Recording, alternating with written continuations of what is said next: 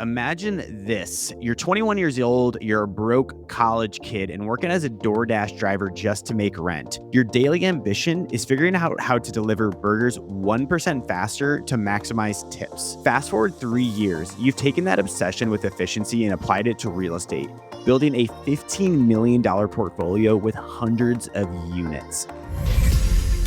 I'm Ryan Atkinson, and you're listening to the UpFlip podcast, where we uncover the secrets of building and running successful businesses. And today we're learning how to build a real estate empire without using any of your own cash. And Josh Janus is here to break down the BRRRR method, the notebook rule that fuels his growth, and how anyone can replicate his success. Josh, thank you so much for being here. So excited to have you on. Thanks for having me. I know you're on the YouTube channel, which is awesome. So I'm going to encourage the viewers to go check that out as well after this podcast. But I want to start with your mentality. I alluded it to in the intro here because you got obsessed with like time and money while door dashing. Like, how did that mindset like help build what you're building now? For sure. Like when I was door dashing, I figured out, pretty quickly that anyone would, that if you drive less miles and you deliver bigger orders, in combination, you can make more money per hour. Like that's really what it is. And then you pay attention to areas that are busy during certain hours and areas that aren't in the other, and you just build your schedule around that. And immediately when I was getting into real estate, I tried to use that same mindset. So what I would say is I would try to only work with sellers or buyers that I thought were going to actually make a move and actually get a deal done, whether they were motivated. And as I accumulated more data and did more deals, I was able to understand different characteristics of buyers and sellers that would actually complete a transaction, which helps, my realtor business grow in the beginning. Why real estate? I kind of want to jump to that because viewers, right, or listeners, whatever, right now could be listening like, okay, like I've heard of real estate. I don't know if I really want to do it. I know there's opportunity there. For you, like what was the motivation to get into real estate, and what should listeners know if they're also interested in getting into real estate? Definitely. I wanted a house hack. So I did a bunch of small businesses in high school and a little bit in early college, and I had money saved up. So I wanted to buy a duplex, live in one unit, rent out the other. And through beginning that process, I saw how real estate could change your life if you were good at it and you put your mind to it. So I found people that were doing it well, and I just tried to do exactly what they were doing. You said you had like small businesses in like high school and stuff. And like, obviously this interested you. Was like your parents entrepreneurial? Like, where does like this mindset like come from to like start your own thing, like do your own thing? I'd love to hear that. I don't think it came from my parents. They were never married. They get along. I live 2 miles away from each other. So, it was a friendly situation. But as a only child in a scenario like that, you're forced to be an individual in many cases and force yourself to do things like that. So I always felt like I was outside of the box, right? Like I went to a really small school and everybody had parents that were married. Maybe one person had somebody that was divorced, but I was immediately outside of the normal box that way. And I kind of just leaned into that. It was kind of fun. Do you think growing up in like a small school like impacted you to like want to like do entrepreneurship? I'm asking this because I grew up in a town of like 7,000 or so. My graduating class was like 53. So it was like super small. I think like there's like a little fun like edge of like being in like a small class, like wanting to do well. I'm curious if like that's part of like your mindset as well. Yeah, I think you have to be careful with it because it's a small population. So if you get stuck with the wrong people, that's all that you have. I had, good people around me. So I kind of enjoyed it. Like I was good at basketball as a kid. So I was like the king of sports, and someone else was good at this other thing. Right. So the competitiveness kicks in right away when it's smaller, I think. Yeah, no, I definitely agree with that. It gives you more of an opportunity from a younger age to like be a captain of a basketball team or like a football team. I do want to stick with real estate here, but a story that I love is like you found a $500,000 property like you couldn't afford essentially, and then decided to sell the deal information, and you earned a $3,000 fee for just like one phone call. What is like the fastest way a beginner with no money can execute like a successful like wholesale deal? And like kind of tell us that story a little bit more. Yeah, I was living in an area called Grandview Heights in Columbus. I pulled a list of everybody that owned 2 to 4 unit buildings in the area. It was only a few hundred. And my goal is to reach everybody on the phone and figure out why they bought it, how they bought it, would they sell it? Do they want more? What's their real estate story? And I lived right there, so I knew the area. So if somebody is listening and wants to start, like start where you're standing or start close to you, an area you're comfortable with, and try to build rapport and relationships with the people. Don't just be like, do you want to sell? Develop something there and lean on the fact that you can relate to them in many ways because you're in the same area. You can develop that comfortability pretty quickly. if someone's listening and again they are interested in like the real estate portion of it, but obviously real estate has so many like different like ways you can like get started. For you, like what did you know now, like what is the easiest way to get started and then like real estate? I'm curious myself as well because I want to get into real estate someday, but like it's so daunting. Like I don't know like where what I don't know, I don't know where to get started, but like what would be the most simple like way that someone could get into real estate? I kind of think of it in three pillars, like financing. If you already have a bunch of money, great. You just go buy a bunch of turnkey deals and you make money.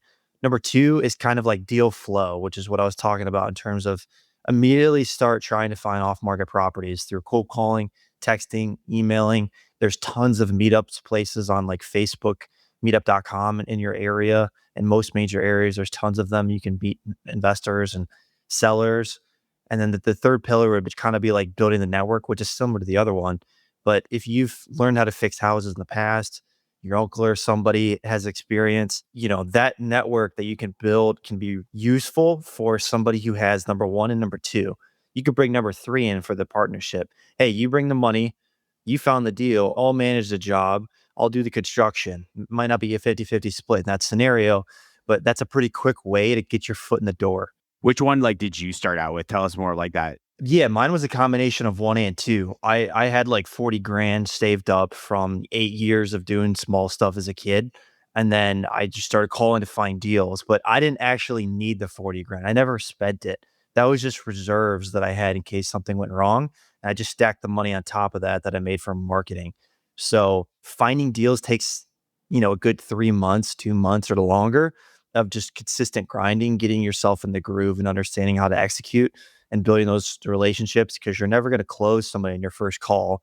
It's going to take 5, 6, 7, 10 calls.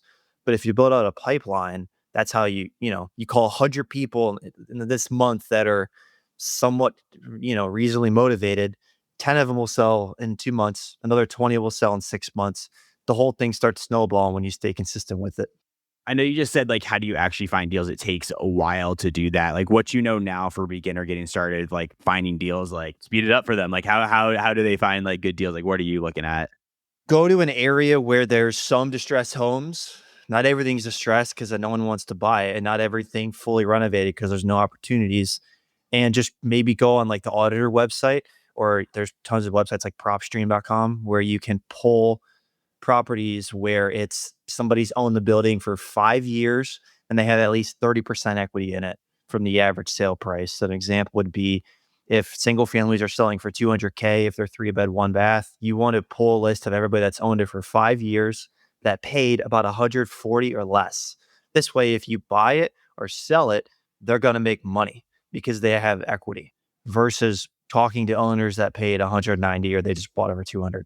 That's interesting. And so then are you like cold calling these people saying like, hey, are you interested in like actually like selling, or like where does like the cold calling like aspect like go into this on something like that?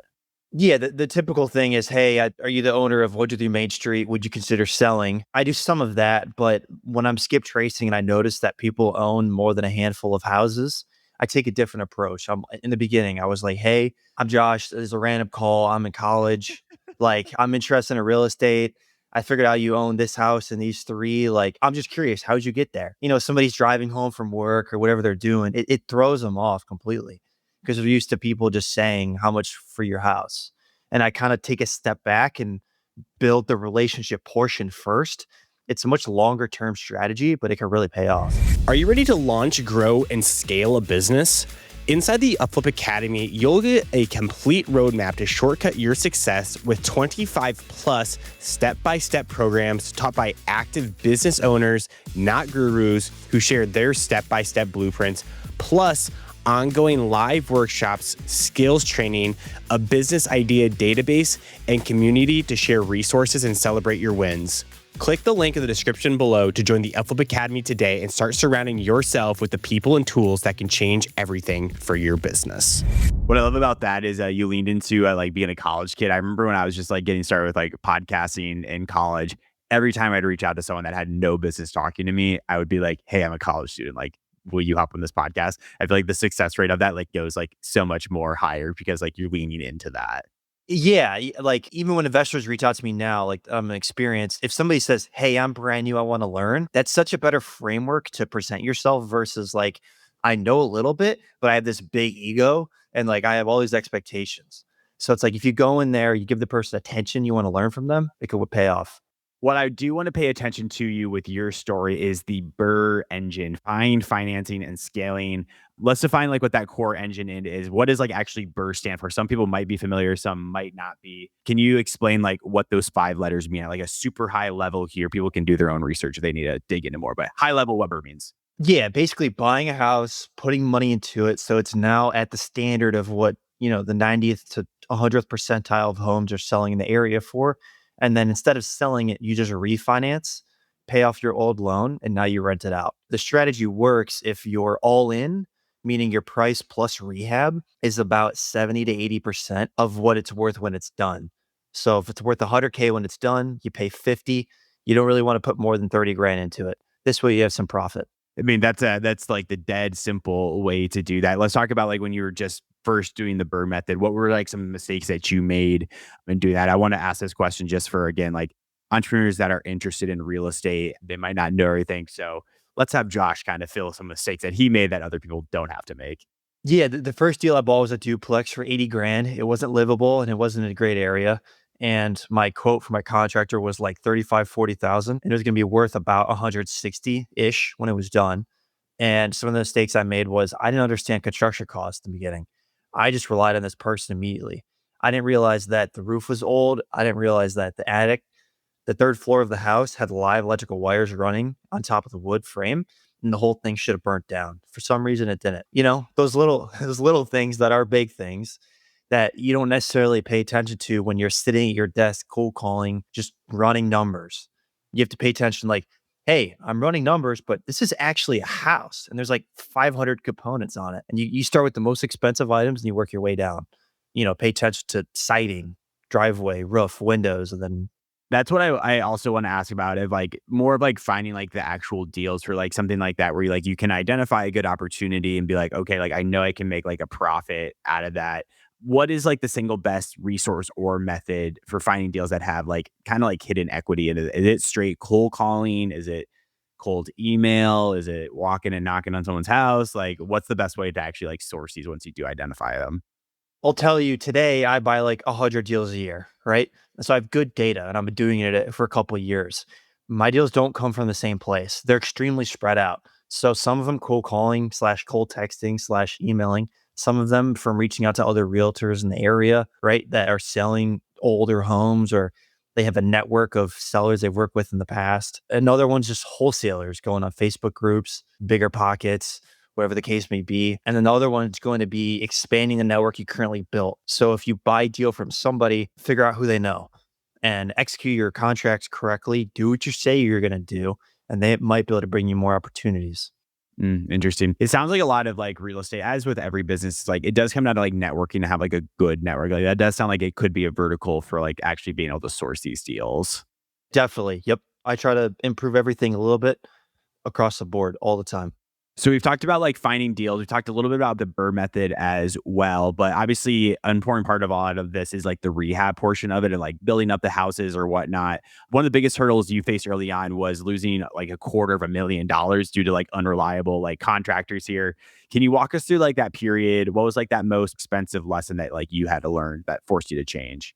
Yeah, at this point, I didn't really understand prices. I didn't understand full scopes of work. I had bought some deals and they got refinanced, and I threw some tenants in there, and it was kind of going well. I was doing 1 to 2 deals, at a time, and I bought like 5 houses at once. The guy that did 2 jobs, now I know he did them terribly. They just looked okay from pictures. I gave him like 4 houses at once to do, and it was just a nightmare. Like mechanicals got stolen, fake pictures of flooring, like a third of the flooring would be done. So you take a picture of like the corner of the house. So I would send them more money. You name it, it happened. There were some not good substances being taken by some of the crews that caused things to derail. The issues with some contractors is they're not really business people. Some of them are. This isn't a broad brush, but you might run into someone who's a contractor because they can't hold a job. So they work when they want. And if you give them a boatload of money and try to build a job around them, it's probably not going to go well. So you got to be slow. That's what I had to learn. Go slow and pay attention. That's interesting. So how do you like identify good contractors like now, or like good people to like work with? And what's so funny about this is I'm thinking about like my stepdad's business. He owns like a flooring company up in Minnesota, and he only works with contractors. And some of the stories he has with contractors is like a complete nightmare. Like some of these people are just similar to like what you were saying on that. That's all. That's what I'll leave it at. They're not good people. They're not great workers. So like, how do you identify like what a good contractor is? Because hiring is one of the most important things in any business. Yeah, there's three pillars, right? There's speed, quality, and price. And I think in the beginning, you should go for quality first, speed next, and then with volume, you can work on the price. Because if I'm giving somebody 4 furnaces a year at $4,000, but then the next year I'm like, hey man, I'll give you 20 furnaces this year if we can reduce it to 3,200. What do you think he's going to say? He's probably going to take it. And then with the ability to scale, you could reduce the price because they'll be making more money still even with the reduced price. And some really niche pocket ways to actually find them is look at who's pulling permits in your city. Go to Home Depot or Lowe's at 6 in the morning, 7 in the morning. Who's buying materials that early? Who's getting after it, right? Look at flipped homes on the MLS. Look at the owner. They're doing a bunch of volume. Look at a project they just bought. Go to the job site. I found my roofer at a job site. I walked down the street and I was like, yo, how's it going, man? He's done all of my roofs since then. Wait, Like, that's incredible. it's fine. Yeah. So do you now only use contractors? Do you have like an in-person like team? I have a couple GCs, and then right now I'm my own project manager. I kind of have one, but we're both doing the job, but it's like 50, 60 people. So I've scaled it. Okay. Yeah. That's what I wanted to ask as well. And you said you're project managing it. Like what goes into like the project management of like a project like this? I know this is a huge question here. There's so many different like variables, but like if someone's going to sign up for real estate for like the BRRRR method, like build this out, like they need to have expectations on like what they're actually going to be doing from a project management perspective. You can't hire it out, but what do you guys do? You know, when you're doing 1, 2 jobs at a time, right? Like you're fully in it and it's pretty self-explanatory, your risks of what that is. And then when you scale to 5, 10 or more at once, it's like liquidity management, right? Like I'm spending well over 100 grand a week. So it's like, I have to have that money. Where's it coming from? I got to have it every single week forever. So making sure the in-go and out-go of cash, that's one. Two is just quality control. So every job tends to have, 2 to 6 draws in place.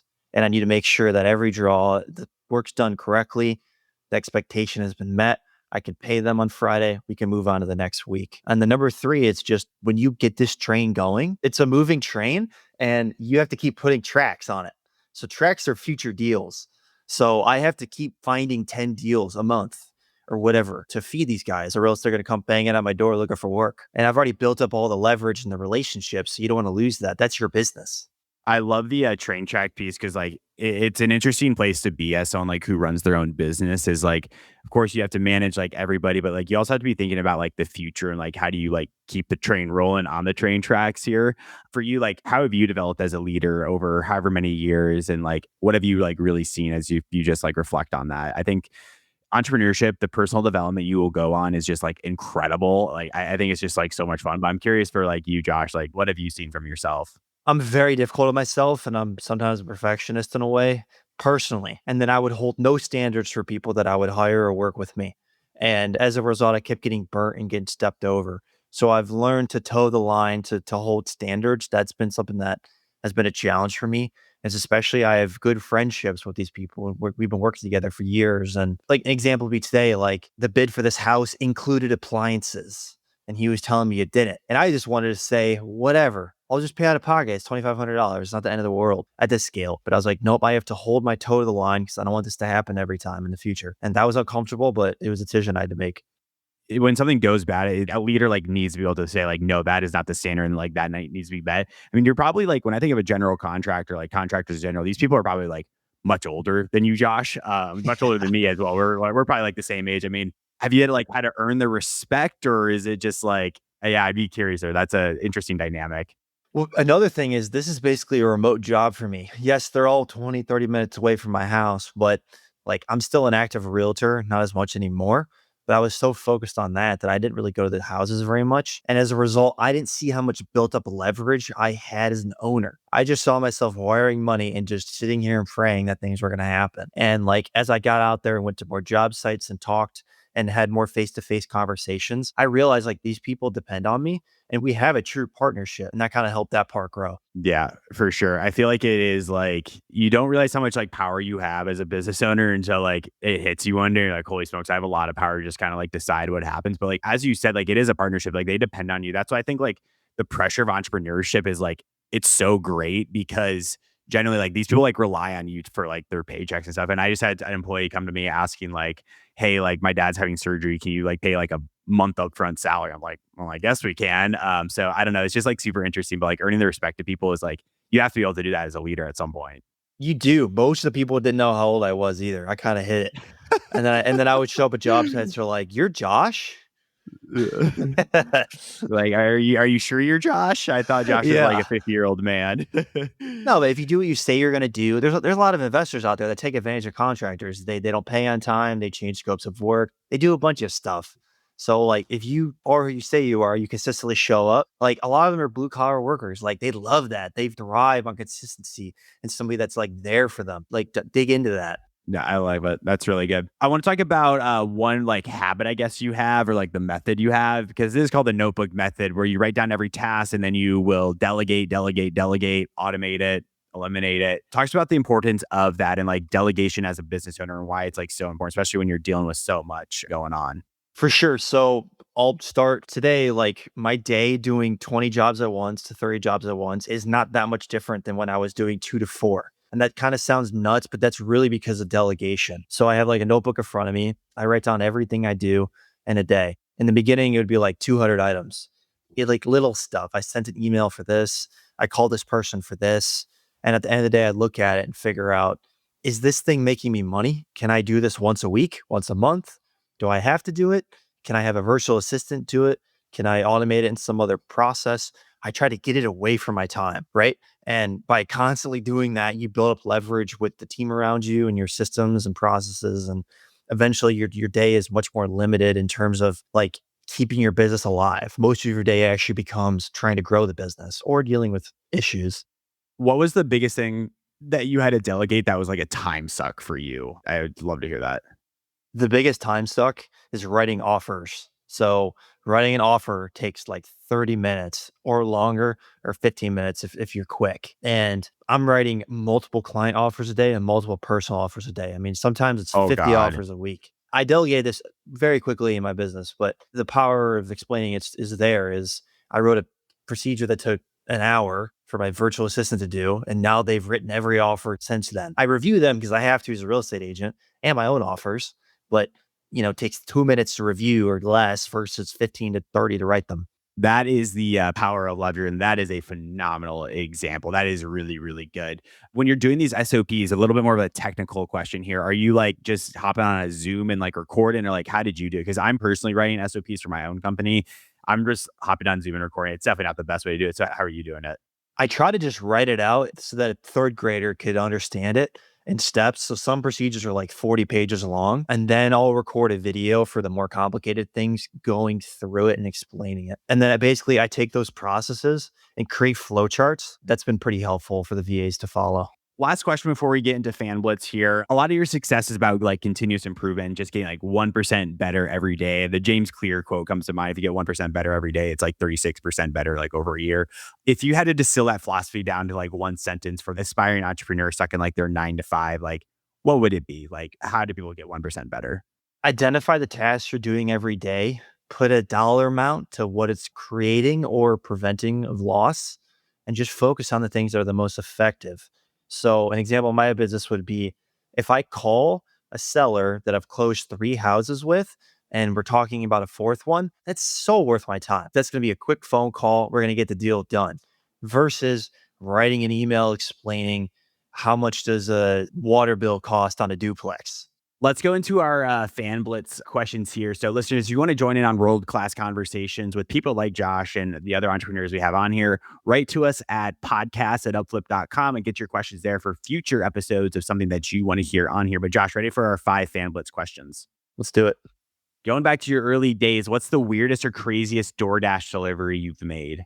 I delivered $400 of catering food, an hour and a half, I believe, straight east from Columbus, straight. So it was a ton of miles. And there was no tip in the app. And I got there and they didn't tip me in person either. And I set it on their table and I had to drive all the way back. No, that's awful. I'm sorry to hear that. What was the worst rejection you've ever gotten from a cold call? This was someone in my office because it's hilarious. I'll say it. They cold called a duplex like 2 miles away from the building. And the guy said, I'm going to come to the office and do something bad. Oh, God. What was the first ridiculous, like, I made a purchase you bought for yourself? G-Wagon. Nice. That's a fun purchase, though. I respect that. Yeah, that's a great purchase. Similar thread. What's the best purchase you made under $100 and why? Notebook. What's the best no you've ever gotten that led to a great opportunity? This seller in Cleveland named James that has 50 houses he wants to sell. And I was going to buy all of them and got tons of no's and we're punching through them about a third of the way through. Wow, let's go. Good for you. Well, Josh, thank you so much for hopping on the podcast today. I know you're on the YouTube channel. So now that this episode's done, listeners, go check out the YouTube channel. But if someone's like, oh my gosh, I need to learn more about Josh, connect with them, where can they do so at? Bigger Pockets, Josh Janus, or my Instagram, Josh Janus. DM me, I'll answer. 3 quick takeaways with Josh. Number 1, small obsessions compound into massive business success. Josh embraced efficiency and obsessed over efficiency, which led him to evaluate the real estate market, and that led him to where he is today. Number 2, real estate growth is built on relationships, consistency, and long-term pipelines. Josh has built some incredible relationships through the year. We talked about the pipeline and like managing pipeline, really important part of this business as well. And then 3, what I loved about this is delegation. Josh gave some great examples of like delegating. He gave that example at the end with like contracts, writing contracts, and how you need to delegate stuff that does not add to the business. Great episode here with Josh. If you guys are enjoying this podcast, please give us a 5-star rating wherever you get your podcast. Help us get more amazing entrepreneurs like Josh onto the show. We'll see you next week. Thank you so much for your time today, Josh. Thanks, Ryan.